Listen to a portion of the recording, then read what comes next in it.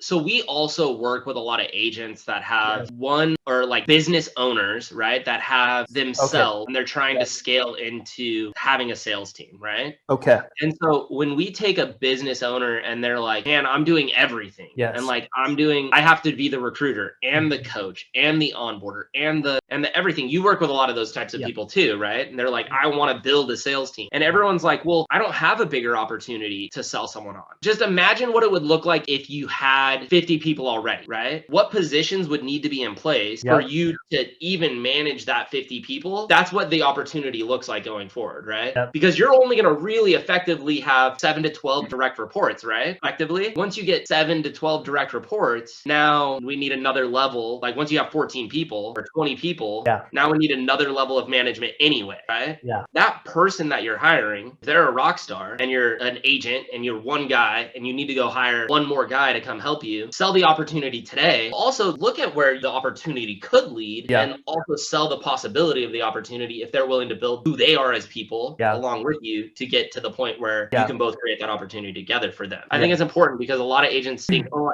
I don't have a big opportunity yet. Yeah. But that's not true. You have the big opportunity once you have the person ready for the opportunity. Yeah. You got to think through what you want to accomplish. I love this topic because it's so important from like a recruiting and retention perspective, like showing the opportunity that exists, like the objective advancement plan to accomplish A, B, and C. Like when that's a real thing in the future, that helps you persuade reps. And it also like helps you manage people because you can continue to get them on path. Like, hey, you're on track for this. This is where you're going. Let's get back on track. But for a little bit more clarity there, because this is a fun topic to think through. So Michael's talking about like, from what I'm getting is thinking through like what you want your organization to be like in the future. So, and you got to kind of dream a little bit big, right? So if your goal right now is to go from like $1 million to $2 million in revenue, that's not really exciting to the marketplace. If your goal is to maybe, at least from like an opportunity perspective, when you start to lay out the opportunities that will arise as you go to 1 to 2 million. Well, if your goal is maybe to go from like 1 to 10 or 20 million, well, all of a sudden you're going to need a huge team to actually support that growth. And so in terms of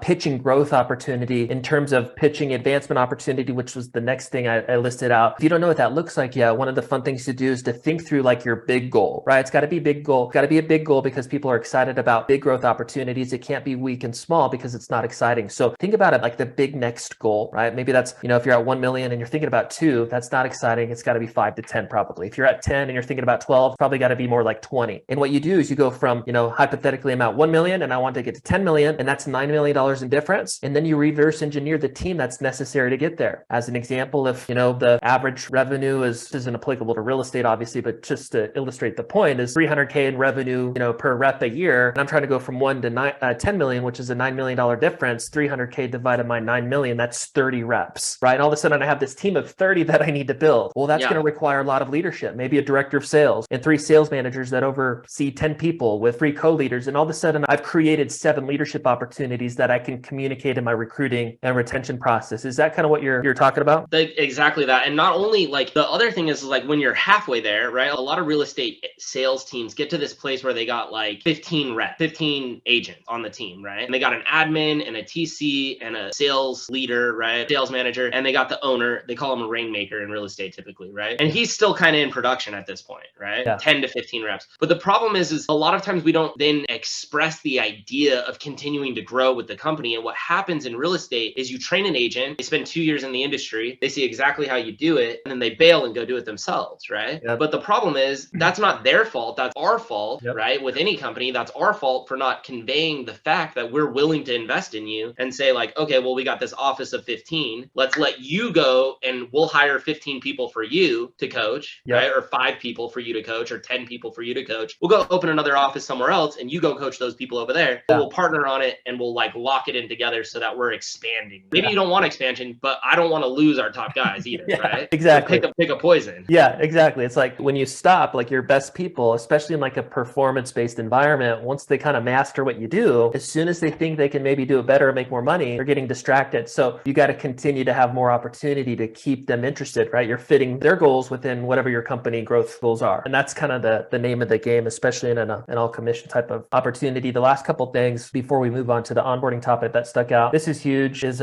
transparency and like honesty when presenting your opportunity, right? Like it's really common for people to kind of doubt or not be confident in their commission-based opportunities. So they kind of inflate the opportunity, or maybe it sounds sexier than it actually is, or, you can make, they quote what maybe the top 5%ers make in the first 30 days. And really the average person doesn't make money for 90 days or whatever the industry or opportunity is. It's important for you to be transparent and honest in your recruiting process. So why do you think that is, Michael? Like, what comes up for you around that topic? So the thing is like, you want to be as exciting about the opportunity as you can, right? But the other problem is that even if you get someone that's good, and if you over quote what is realistically possible, even the good ones, right? The great ones are going to hit it because that's what you quoted. Yeah. But you don't build a big sales organization with only great people. You're going to have some good people in there too, right? Yeah. And the bad ones you're going to get rid of, right? The people that can't hack it, you're going to get rid of those ones. That's why you're recruiting constantly, because you're going to let some people go. At least that's what we do, right? We say, hey, you know what? This really doesn't seem like something you're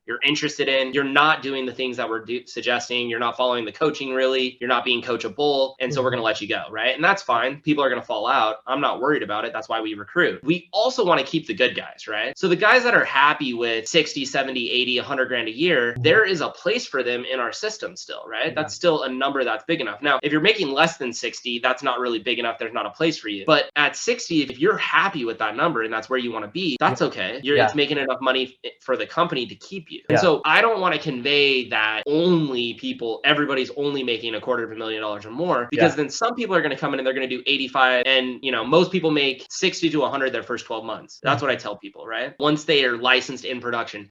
Close, right? A couple good people might do 55 or something, right? Yeah. But most of the people that are good or great do in that range, right? Yeah. And so I would rather them feel like, okay, well, I hit the target, than feel like, well, I didn't hit the target. It doesn't work for me. I'm out. When I want to keep those guys. I want the guy that can close net himself 70 grand a year, just as much as I want the guy that can net 100 grand a year. Like, it's not that big of a difference to the company. Yeah, right? For sure. 100%. So kind of what I'm gathering here is like, you have the top performers, right? That's kind of like guys like Michael and people watching this podcast, right? We can be thrown into any type of industry and, here's the script, here's like the basics, and, we'll just figure it out and have success, right? Those are kind of the top 10 percenters, right? Then you have kind of the bottom group that's just going to cycle out. We call this, like, although the numbers aren't perfect, we call this the 10-30-60 rule. Like the 10%, they're crushers, right? You still want to provide a good experience because they deserve a good experience if they're working with your company. Then you have the middle 30%, which we call like the average Joes or average Janes. And then we got the bottom 60% who just cycle out. And so you're thinking about the average Joe in terms of like quoting what it looks like to ramp up into the position, the income averages for your first 3, 6, 12 months, 2 years, whatever. You're quoting like what the average Joe should be accomplishing. So you're not over pitching the opportunity is kind of what Michael's saying. Thanks for sharing that. Yeah, I'm sharing direct experiences, right? Like people have done this in the past, but this is average.